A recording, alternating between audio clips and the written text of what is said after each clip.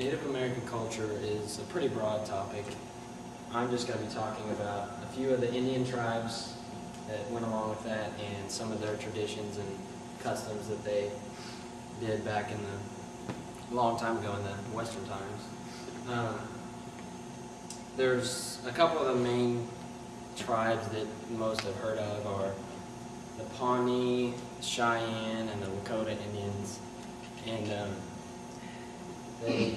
the Pawnee were more known for like their mohawk hairstyle. They used to grease it up with buffalo fat, and like they painted their faces a lot, which most of the tribes back then painted their faces and everything.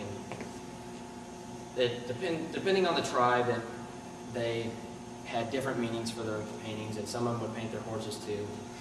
And when they would go into battle, the Pawnees actually were the mainly noted for when they would go into battle, they would have the mohawk hairstyle.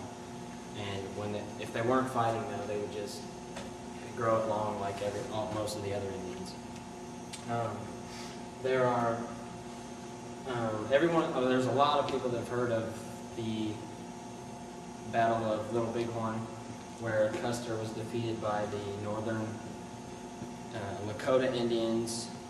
Some people also call them Dakota Indians, just depends. And also the Cheyenne Indians. They were a part of defeating Custer in that battle. There's also online, there is a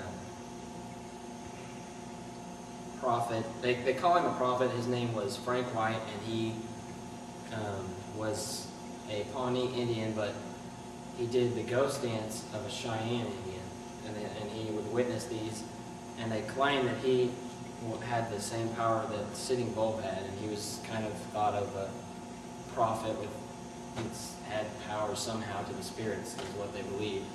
And also, a lot of these tribes would smoke pipes, or they would make these big long pipes, and they claimed that they could speak to the spirits through these, and those are almost all tribes did that, and they would do all these dances around the fires, not just the ghost dance, but they had several other ones, and that was one of their spiritual ways of communicating.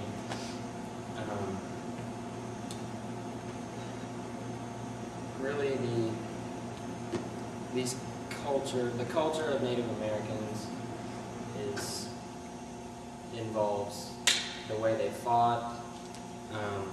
They used, of course, bow and arrows, and there was a few. I think the Cheyenne were among some of the tribes that actually adapted and used rifles and guns, but most of them used the standard bow and arrow and spears and things of that nature.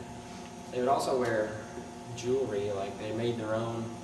They would wear feathers and all those kind of things in their hair, and all these things kind of tie into the culture of what those tribes did back then.